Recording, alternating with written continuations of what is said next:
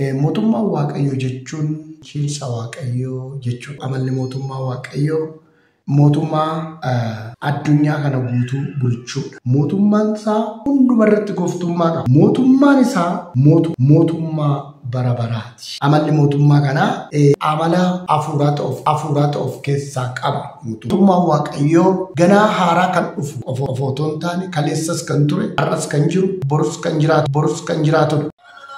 Araarri fi ayyaanni Waaqayyoo hunduma keessaniif yaa baay'atu. Amantoota mootummaa biyya keenyaaf alatti argamtan ijoollee Waaqayyoo nagaan isiniif haa ta'u. Akkam nagaa keessanii isin jedha. Soraa Laachoo lamuun jedhama. Waldaa guutuu Wildaa Ejeree Cangareerree. Guyyaa har'aa kana sagalee Waaqayyoo waa'ee mootummaa Waaqayyoo jedhu wajjiniin ilaallaa. Qaama Waaqayyoo kan eebbifame haa ta'u. Eeyyoo mata duree yeroo baay'ee ka'uudhaaf malee garuu mata duree namoonni baay'een yeroo baay'ee waa'ee kana hin kaafnedha. Yaa ta'u malee waa'ee mootummaa Waaqayyoo isa jiru, isa jiraatu, isa bara baraanis jirudha jechuudha waa'ee mootummaa Waaqayyoo. Kanaaf waa'ee mootummaa Waaqayyoo barachuun ijoollee Waaqayyootiif baay'ee barbaachisaadha jedheen akka amanataa tokkotti, akka tajaajilaa tokkotti kan nan amanaa mootummaadhaanii.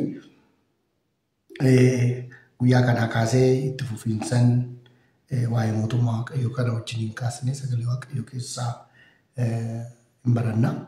Kitaabni qulqulluun keenya waa'ee mootummaa Waaqayyoo seera uumamaatii kaasee hanga mul'ata Yohaannisitti guutummaadhaan uwwisee yookiin xiyyeeffannoo kenneefit arganna. Kanaaf waa'ee mootummaa Waaqayyoo nuuf ijoollee Waaqayyoof baruuf beekuun mootummaa keessa jiraannu anarras jirru kan borus keessa jiraanna jennee abdannu waan ta'eef dhugaa tokko beekuun baay'ee barbaachisaadha. Maqaan Waaqayyoo kan eebbifame haa ta'u. Gaafiidhaan odoo kaane kakuu moofaa keessas kakuu haaraa keessas waa'ee mootummaa Waaqayyoo bal'inaan erga jiraate mootummaa Waaqayyoo jechuun maal jechuudha? Mootummaa Waaqayyoo jechuun maal jechuudha? Mootummaa Waaqayyoo jechuun kallattii baay'een hiika kanatti kennamu jira. Garuu jecha gabaabaadhaaf akka nuuf galuu bulchiinsa Waaqayyoo jechuudha. Afaan Amaariffaatiin የእግዚአብሔር ሉዓላዊ አገዛዝ ማለት ነው። bulchiinsa Waaqayyooti. Kan Waaqayyo bulchu, kan Waaqayyo to'atu bulchiinsa Waaqayyoo jechuudha mootummaan Waaqayyoo. Yoom bulcha kan jedhu kun gaafidha. Yoom bulcha kan jedhu kanaaf otoo gaafii kanaaf deebii qopheessine dura odoo deebisaan deebisne dura mee amala mootummaa Waaqayyoo kana wajjiniin ilaallu. Amala mootummaa Waaqayyoo kana qabxiiwwan arfan tokko wajjiniin ilaallu. Mootummaa Waaqayyoo amala akkamii qaba jennu mootummaa Waaqayyoo amala akkamii qaba? Isa kana wajjiniin ilaallu. Tokkoffaa mootummaa Waaqayyoo amalli mootummaa Waaqayyoo mootummaa addunyaa kana guutuu bulchuudha. Alama qafnaat mootummaa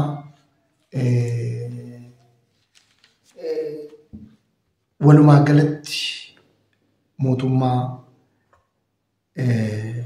idilaa addunyaa kanaati jechuudha. Mootummaan Waaqayyoo mootummaa idilaa addunyaa kanaati.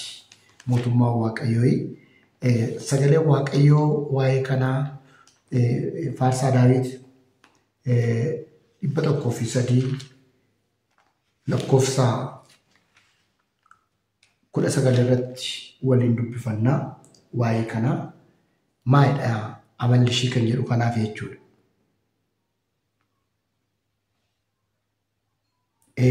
Maalidha mootummaa Waaqayyoo kun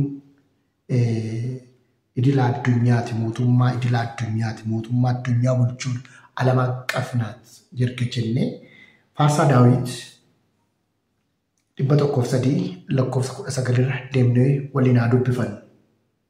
Waaqayyo teessoo isaa bantiiwwan waaqaa keessa dhaabbateera. Mootummaan isaa waan hundumarratti gooftummaa qaba. Haleluuyaa. Amala mootummaa Waaqayyoo ilaala. Waaqayyoon teessoo isaa eessarra dhaabateera jedha. Teessoo isaa bantiiwwan waaqarra dhaabbateera. Waaqayyoon teessoo isaa bantii waaqarra dhaabbateera. Mootummaan Waaqayyoo jechuudha. Mootummaan isaa hundumarratti gooftummaa qaba. Eenyurratti gooftummaa qaba?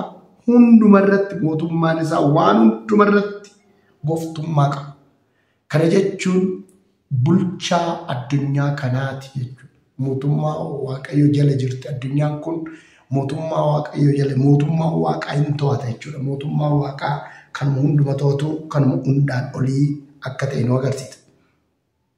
Lammaffaa irratti mootummaan isaa mootummaa bara baraati. Amalli mootummaa kanaa mootummaa akkamiiti yoo jenne mootummaa bara baraati. Raajichi Daani'eel boqonnaa 4:3 irratti innaa deemnee dubbifannu akkas jedha dubbiin Waaqayyoo waliin haa dubbifannuuti. Milkitoonni isaa attam gurguddoodha. Milkitoonni isaa attam gurguddoodha. Dinqiiwwan isaa maal aangoo qabeeyyiidha. Mootummaan isaa mootummaa bara baraati. Haleluuyaa. Inni dhaloota hamma dhalootatti darbee ni mo'a. Laala mootummaa Waaqaa dhugaa jennu mootummaa bara baraati. Mootummaa Waaqayyoo mootummaa bara baraati. Darbee dhaloota amma dhalootatti kan mo'u. Dhaloota amma dhalootatti darbee kan mo'u. Mootummaa Waaqayyoo mootummaa bara baraati. Asirraa kaatu amala mootummaa kanaa yoom bulcha mootummaan kun kan jedhu mootummaan isaa kan bara baraati. Kan hin geeddaramne Yesus Kiristoos gooftaadha. Mootummaan kee mootummaa bara baraati. Mootummaan kee mootummaan geeddaramne. Mootummaan kee mootummaan jijjiiramne. Mootummaan kee dhaloota amma dhalootatti darba jedha sagaleen Waaqayyoo. Kanaaf mootummaa Waaqayyoo bara amma baraatti jechuudha. Inni isa sadaffaa irratti amalli mootummaa kanaa amala akkamiiti yoo jettan amala akkamiitu of keessaa qabaattan amala hafuuraatu of keessaa qaba mootummaan kun malee wanta akkasuma isa kana afaan Amaariffaatiin quusa kaan akka jedhan sana odoo hin taane manfasaawii an hafuurati mootummaa hafuurati mootummaa Waaqayyoo mootummaa hafuurati. Roomee boqonnaa 14 lakkoofsa 17 waa'ee mootummaa Waaqayyoo kan dhugaa dubbatu sagalee Waaqayyoo waan jedhu qaba. Waliin haa dubbifannu. Roomee boqonnaa 14 lakkoofsa 17 waliin haa ilaallu. Akkas jedha. Mootummaan Waaqayyoo mootummaa qajeelummaa nagaa fi gammachuu warra hafuura qulqulluu biraa kennamaniiti malee mootummaa nyaataa fi dhugaatii miti. Mootummaa Waaqayyoo amala akkamii of keessaa qaba? Mootummaa hafuurati. Mootummaa hafuurati. Mootummaa hafuuraati kanadha. Kanaaf mootummaa Waaqayyoo mootummaa hafuurati. Arfaffaa irratti amalli mootummaa Waaqayyoo kuni eenyu miseensa mootummaa kanaa akka ta'e, eenyu akka hammatu, maal akka hammatu amala isaa nu agarsiisa. Roomee boqonnaa 8 lakkoofsa 16 irratti sagalee Waaqayyoo akkas jedha. Roomee boqonnaa 8 lakkoofsa 16 waliin haa dubbifannu. Hafuurri Waaqayyoo hafuura keenya wajjiniin walii galee ijoollee Waaqayyoo ta'uu keenya dhugaa ni baada. Hafuurri Waaqayyoo hafuura keenya waliin walii galee ijoollee Waaqayyoo akka taane bulchiinsa Waaqayyoo kana jala akka jiru nuti mootummaa waaqayyoo akka nurratti aboo qabu, mootummaa waaqayyoo akka nu hoogganu, mootummaa waaqayyoo akka nu gaggeessu hafuurri waaqayyoo kun dhugaa nu ba'a jedha. Maqaan waaqayyoo bara amma baraatitti kan eebbifame haa ta'u. Kanaaf mootummaa waaqayyoo kun kaleessa tureera. Kakuu moofaa keessatti waa'ee mootummaa waaqayyoo hin arganna jennee galaallu. Eeyyoo mootummaa waaqayyoo ganaa haaraa kan dhufu qofa otoo hin taane kaleessas kan ture, har'as kan jiru, borus kan jiraatudha. Sagaleen waaqayyoo akkuma waa'ee gooftaa Yesuus Kiristoos innaa dubbatu akkas jedha Ibroota boqonnaa 13 lakkoofsa 8 irratti Yesuus Kiristoos kaleessa isuma ture, har'as bara baraanis isuma sanadha. Haaleluyyaa.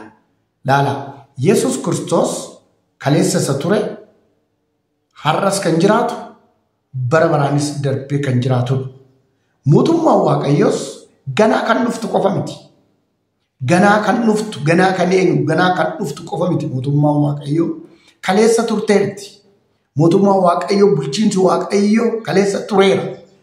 Yoom yeroo kamii kan jedhu kun deebii argachuu qabu dhugaadha.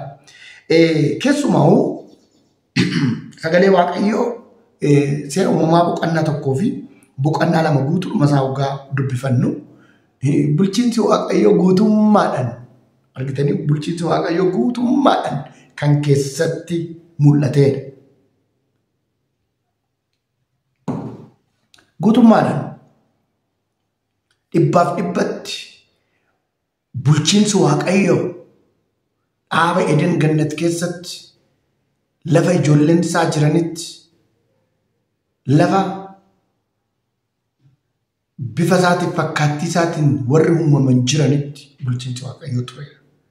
Sagaleen waaqayyoo dhaaba Eden Gannat keessaa hin dhaga'ama tureera. Namatti dhiyoo ture, waaqayyoon hin bulcha ture, waaqayyoon hin hubatu ture. Bulchiinsa waaqayyoof hin abboomamu ture, hin dhaga'u ture, kan waaqayyo isaan hin jedhe hin taasisu ture. Argitanii waaqayyo isaan jidduutti argamaa ture. Kanuma akkoo gara dhumaatitti mul'ata Yohaannis irratti maal jedha sagalee waaqayyo? Waaqayyo abbaa isaanii ta'aa, imimmaan isaanii ija isaaniitti irraa hin dhiqaa. Kunoo godoo waaqayyoo namoota jidduu buufattii bara amma baraatitti gammachuudha wajjin jiraatu jedha laala. Waaqayyo jidduu isaaniitti hin argamaa, godoo waaqayyo isaan jidduu taate. Waaqayyo jidduu isaaniitti argamaa, imimmaan ija isaaniitti irraa hin dhiqaa. Kana booda duuti hin jiru, kana booda rakkinni hin jiru, kana booda dhiphinni hin jiru, kana booda dhibeen hin jiru jedhee kan dubbatu sun dhufee mul'ata Yohaannis irratti kaleessa tureera jechuudha dhaaba Eden Gannat keessatti. Dhaaba Eden Gannat keessatti mootummaa waaqayyoo tureera. Bulchiinsi waaqayyoo tureera. Baay'ee kan nama gammachiisu. Bulchiinsi waaqayyoo tureera. Namoonni waaqayyoo dhagu. Beekumsa guutuu waaqayyo isaaniif kennu. Hubannaa guutuu qabu. Sammuun isaanii amma dhufee cubbuudhaan kufutti, amma seera uumamaa boqonnaa 3tti dhimmi babbadutti, amma haalli bibittinnaa'utti, amma sanatti waaqayyoon namoota jidduu buufatee ture. Godoon waaqayyoo namoota jidduu turte. Yesuus Kiristoos gooftaan. Laalaa, mee Addaam laalaa. Addaam gaafa Hewaan uumee gara Addaamitti fidu Addaam hin beeke jedha. Hin beeke jedha. Isheen kun lafee fooshii foon koorraa argitanii beekumsa guutuu waaqayyo isaaniif kennee ture jechuudha. Mee nama kanatti jedha uumama hundumaa fideetu waan maqaan itti waamuun laaladhee waaqayyo gara isaatti uumame fide jedha. Addaamis tokkoon bineensota maqaa baase jedha. Maqaa isaanii moggaase jedha. Maqaa isaanii moggaase. Waa hundarratti aangoo qabu ture. Hin bulchu ture. Hin kunuunsu ture argitanii mootummaa waaqayyoo keessatti. Duuti hin turre, beelli hin turre, rakkinni hin turre, walajjeesuun hin turre, gidiraan hin turre. Yesuus gooftaadha. Argitanii bineensa walitti hin buune. Wanti isaan sodaachisu hin turre. Keessumaa akkas hin dhibu keessaa dhaaba Eden Gannat keessa innaa jiran lafti waan hin taane hin biqilchitu beektu. Lafti waan hin taane hin biqilchitu. Lafti wanta biqilchuudhaan malte biqiloota nyaataaf ta'an kan ilmoo namaaf barbaachisaa ta'an qofa akka biqilchuudha. Sagalee waaqayyootti kan nutti dubbatu. Maaliif yoggaa jennu dhufneetoo seera ba'uu firdii irratti innaa laallu jechuudha. Naannoo murteen innaatti kennamu. Addaamiif Hewaanitti innaa murteen kennamu argitanii wanta itti murtaa'e meetiin jedha achumarraa ilaalaa. maaltutti murtaa'e lafti sirraa kan kaate kana baaramte taatii jedhan sababii cubbuutiin lafti kana baaramte eebbifamtuu turte lafti dachee eebbifamtuu dachee gaarii bulchiinsa waaqayyoo keessatti wanti hunduu gaarii ture. Yesus gooftaan baay'ee nama hawwisiisa. Beektuu waaqayyoon wanti gara fuulduraa hojjetu iyyuu maal inni isinitti fakkaate isa kaleessaa sanatti nu deebisa. Eden gannatitti nu deebisa. Bakka argaminsa waaqayyootti nu achitti deebina. Mootummaa waaqayyoo jechuun bakka argaminsa waaqayyoo sanatti bakka biqiltoota gaggaarii keessatti namni amaname namni amma dhumaatitti dhaabbate muka jireenyarraa ija nyaata jedhamti gooftaan. Isa kamii jechuudha? Isa dhaaba Eden gannat keessa kaleessa ture. Isa gaggaarii ture. Isa hamaaf gaarii nama beeksisan odoo hin ta'in isa gaggaarii ture. Addaamiif yoo ani nyaadha jedhamee isa kennameef san achitti deebina miti ree. Isaayyaas 25 irratti sagalee waaqayyoo kan dubbatu kana miti ree. Waaqayyoon tulluu kana irratti affeerri qopheessara jedha miti ree. Waaqayyoon guyyaa dhumaatti ijoollee isaatiif kan kennu isa kaleessa ture sana kan fakkaatu waan haaraa miti waaqayyoo kanuma. Hin haaromsa malee isa kaleessa badee deebisa malee deebisee dhaaba riikoonistiraakti godha malee deebisee fida malee isa kaleessa diigame sana deebisee fida waaqayyoon. Yesus Kiristoos gooftaan argitanii cinqiin hin turre dhiphinni hin turre da'umsa irratti cinqiin hin turre cinqiin kan dhufe argitanii waa'ee Addaamiif waan ennaa dubbatu ennaa deessu cinqiin kennu silaa cinqiin hin jiru jechuudha. Cinqiidhaan deessa ciniinsuudhaan deessa jedhame kan Hewaanitti kenname. Fedhi kee gara abbaa manaa kee ta'a abbaan manaa kee aangoo irratti qaba jedhe kaleessa kun hin turre. Kaleessa kun hin turre. Kabajaa wajjin jiraatu ture. Jaalalaan wajjin jiraatu ture. Foon ishii foon koorraa lafee ishii lafee koorraa namarraa argamte nama yaa jedhamtu kunoo reefu ta'e jedhee adda. Kunoo reefu ta'e mootummaa keessatti wanti mootummaa waaqayyoo keessatti wanti hunduu kan ta'u malee kan badu hin jiru. Yesus Kiristoos gooftaan argitanii isa kanaan sababii cubbuutiin hin dhabne mootummaa waaqayyoo kana dhaban maal fide sababii cubbuutiin maaltu ta'e hoggaa jettan sagalee waaqayyoo akkuma nu barsiisu sababii Addaamii fi Hewaan cubbuu hojjetaniin sababii kufaatii sanaan namni kallattii sadii kufe mootummaa waaqayyoo keessaa kan itti gadi ba'e kallattii sadii kufe tokkoffaa namni waaqa wajjiniin walitti bu'e walitti dhufeenya waaqa wajjiniin qabu tokkummaa waaqa wajjiniin qabu addaan cite laala gaafa cubbuu hojjetu Addaam sagalee waaqayyoo naannoo sana ennaa deddeebi'u argaminsi waaqayyoo achi waan jiruuf lafa argaminsa waaqayyoo sana lafa bulchiinsa waaqayyoo sana iddoo waaqayyoo isa kaa'e sana garam lixe gara bosonaa lixe shiftaa isa calqabaa ta'e jechuudha. Addaam hin seene gara bosonaa sagaleen gara galgalaa gara dhufeedha. Waaqayyo biraa sagaleen dhufe Addaam Addaam Addaam eessa jirta jennaan asan jira jedhe maal asii goota. Akka hin nyaatin kan jedhe nyaatte laala waaqa wajjin gargar ba'uun waaqayyo irraa fagaachuun mootummaa isaa irraa fagaachuun sababii cubbuutiin lammaffaa namaa fi namatu walitti bu'e walitti dhufeenya namaa fi namaatitu faallee gargar cabe gargar cite kaleessa laalaa gizee mootummaa waaqayyoo keessa jiran Addaamii fi Hewaan Addaam waa'ee waan ennaa dubbatu ishiin qaama koorraa kan argamte ishiin namarraa argamte kanaafuu namee jedhamtee ishiin namarraa argamte qaama koorraa argamte ilaalaa har'a garuu maaliif nyaatte isa nan hin nyaatin siin jedhe maa nyaatte gaafa Addaam jedhuuni. Yes, dogoggoreen nyaadde dhiifama jedhee waaqayyoon gaafa ishii akka ati na wajjin hin jiraattu naaf kennite santu na dogoggorsiise walitti bu'iinsa namaaf namaa akkatti gargar cite iddoo kanatti Sadaffaarratti kan ilaallu namaa fi uumamatu gargar bahe.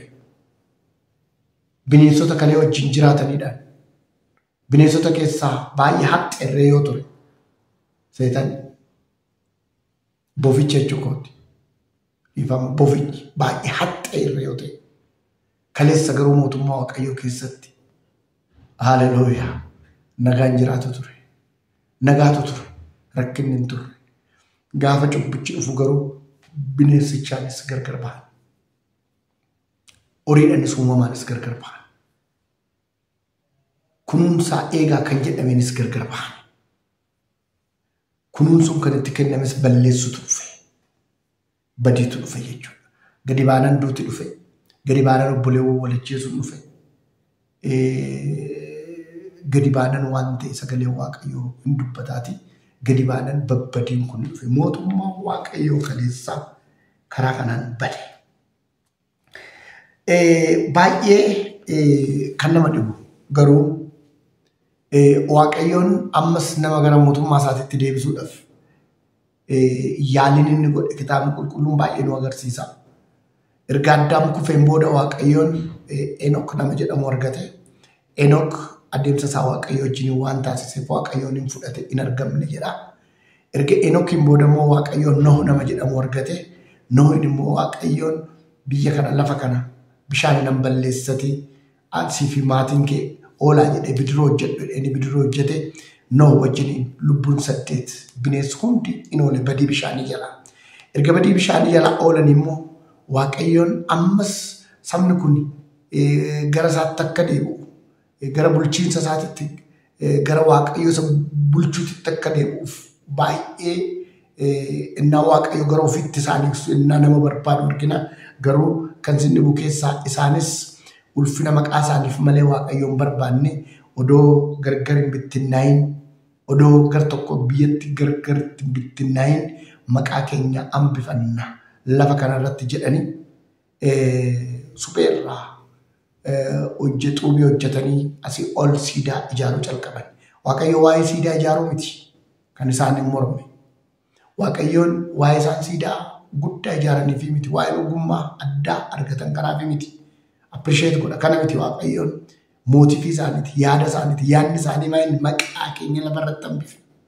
Waa'ee Waaqayyoo yaadan ulfina ofii ol kaasuudhaaf bulchiinsa ofii babal'isuudhaaf malee waa'ee Waaqayyoo eessa jira Waaqni keenya eessa jira Waaqni keenya uumaan keenya eessa jira jedhanii Waaqayyoo barbaaduudhaaf inni kaleessa badii bishaanii jalaan oolche inni karaa nama qulqulluu sana nu oolche nuuf maaf qulqullummaan hin jiraanne maaliif Waaqa keenya hin barbaanne Noo aarsaa Waaqayyoof dhiyeesse nuti aarsaa maaliif Waaqa kanaan dhiyeessine jedhanii takkumarree waama tokkosaa iyyaanni isaa hin barbaanne. Sagalee Waaqayyoos kanuma nutti hin barbaanne.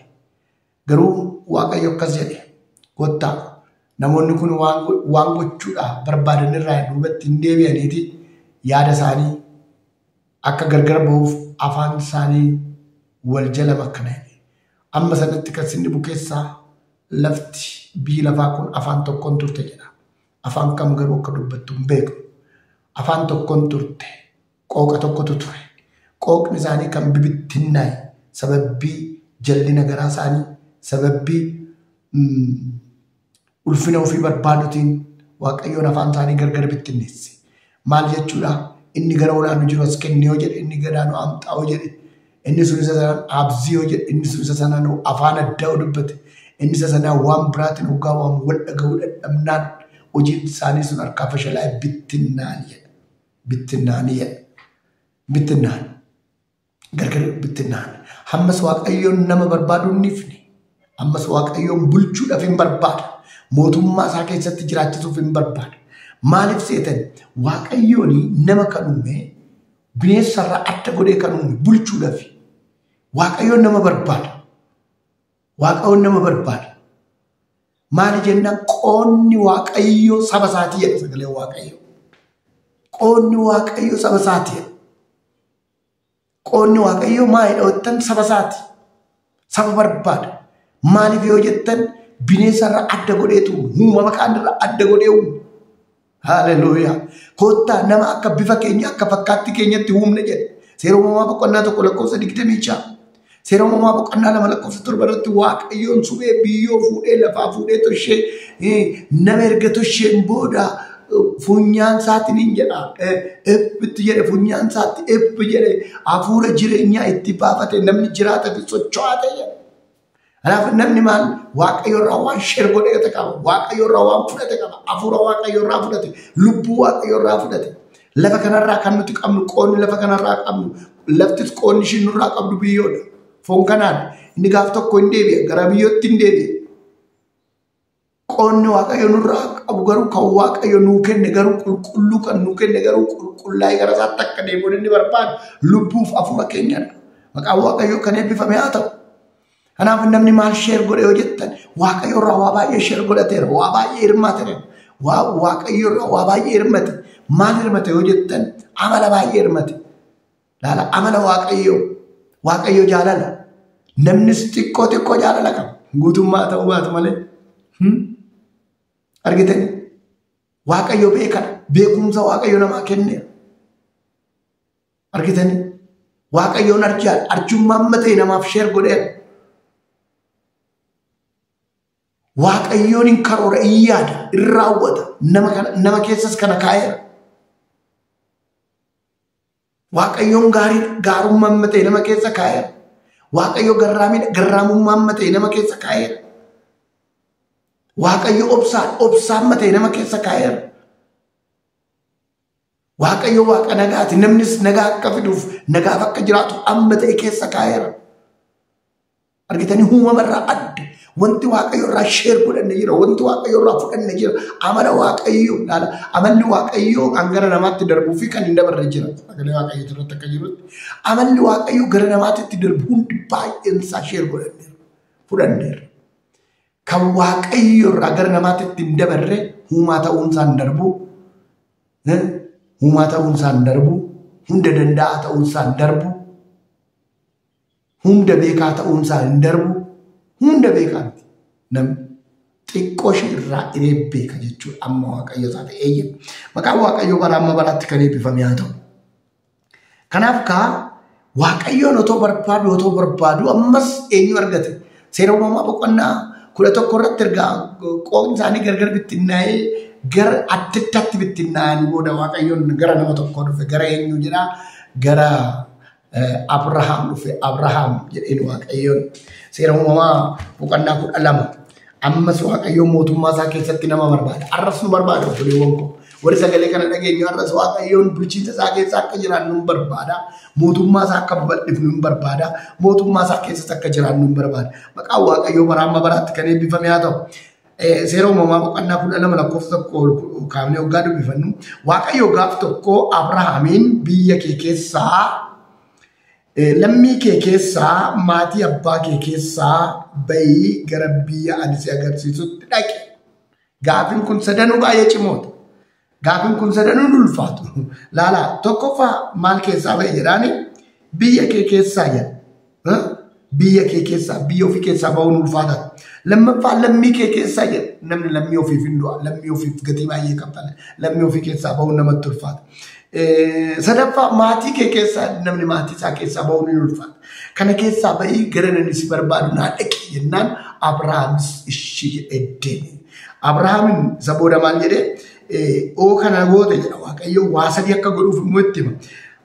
Ani saba guddaa sin godhaa sin eebbisaa maqaa kees nan guddisaa eebbafis ni taata. Hallelujaa. Bulchiinsa koo keessatti saba kees nan bal'isaa. Maqaa kees olan kakaasaa nan guddisaa sis nan eebbisaa eebbaf ta'e Yesuus gooftaan eebbaf ta'e. Dhugaadha Waaqayyoon akkuma dubbate Abrahaam kallattii baay'eedhaan eebbaf taasiseera. Nama maqaa Abrahaam hin dhaanne hin jiru. Warri amantiin Yihuudii Abrahaam abbaa qabna jedhu. Kanaaf Abrahaam abbaa keenya jedhu. Amantiin Musliimaa Abrahaam Ismaa'il dhalishee kanaafuu abbaa keenya jedhu. Nuti immoo kiristaanonni Abrahaam abbaa keenya jenna. Abdii Abrahaam karaa Yesuus Kiristoosiin dhaalli fudhanne jenna. Kanaaf amantiin lafa kanarra jiru amantiin Abrahaam maqaan of hin jiru jechuudha. Maaliif saba hundaaf abbaan si taasisaa sin eebbiseedha maqaan gooftaa Yesuus bara amma baraatti kan eebbifame haa ta'u. Waaqayyo karaatti nama eebbisuu barbaada. Mootummaa isaa keessa namoota dabarsee mootummaa isaa keessa jiraachisee eebbisuudha barbaada. Abrahaamin akkas jedheera Waaqayyo maqaan isaa eebbifamu. Ilaa isaan booda dhaqa Abrahaam Isaaq dhashee Isaaq Yaaqoob dhashee Yaaqoob ijoollee 12 dhashee Yaaqoob gara biyya Gibxii hin dhaqee lubbuu 72 ta'anii gara biyya Misiritti deemanii biyya Misir keessa biyya garbummaa keessa waggaa 430 hin jiraatanii bara biyya sana keessa waggaa 430 jiraatanii booddee hamma Waaqayyoon saba sana xiqqoo dhala bulchiinsi Waaqayyoo inni kakuu moofaa keessa calqabarraa dhaabee Eden Gannat keessatti turee fi inni gara fuulduraan dhufuu jiru kun wanta xiqqoo ishee akka qaanqee ishee achirratti seera bahuu keessatti argina. Seera bahuu macaafa waaqummaa Waaqayyoo halleluuyaa sirriitti keessatti mul'ate yoo ta'e isa sirriitti waaqummaa Waaqayyoo guddummaa Waaqayyoo kan mul'ate kakuu moofaa keessatti achi keessattidha. Kakuu haaraa keessatti boojii ergamootaa keessattidha. Kan sirriitti hubattan jechuudha. Waa'ee guddummaa Waaqayyoo, waa'ee ulfina Waaqayyoo, waa'ee jabina Waaqayyoo, saba sana Waaqayyoon haala dinqii ajaa'iba ta'een, haala dinqii ta'een Waaqayyoon saba sana gargaaree ofuma isaa gaggeessee, ofuma isaa kunuunsee biyya Misir keessaa baasee biyya Kana'aan isaan ga'e. Bulchiinsi Waaqayyoo gargaarsi Waaqayyoo saba sana irratti mul'ate. Maqaan Waaqayyoo kan eebbifame haa ta'u. Barumsi keenya har'aa asirratti dhaabnaa sagantaa ittaanutti boqonnaa ittaanutti waa'ee mootummaa Waaqayyoo kan itti fufna ammaaf asuma irratti dhaabnaa maqaan Waaqayyoo kan eebbifame haa ta'u. Hundi keessanuu akka itti fayyadamtan nana manaa sagalee Waaqayyoo waliin dubbifannaa waliin barannaa warra gaafii qabdan karaa adda addaatiin gaafii keessan dhiyeessuu dandeessu. Kanaaf YouTube kana baay'een keessan share gochuudhaan namoota baay'ee bira akka ga'u barumsi kun subscribe gochuudhaan akka Waaqayyo isin gargaaretti nuukkee dhaabattan tajaajila keenya jajjabeessitan sinan jajjabeessaa Waaqayyoon sina eebbisuu kadhata gabaabaa kadhan mootii bara baraa Waaqa jiraataa galanni siif haa ta'u. Gooftaa waa'ee mootummaa keessa dhugaa isa darbe keessa kan ture amma kan jiru bara dhufutti immoo guutummaadhaan kan mul'atu waa'ee sagalee kee kana baranna maqaa Yesuus irratti nu gargaari ulfinni guddaan siif haa ta'u maqaan kee bara amma baraatti kan eebbifame haa ta'u maqaa Abbaa maqaa Ilmaa maqaa Hafuura Qulqulluu Waaqa tokkootiin.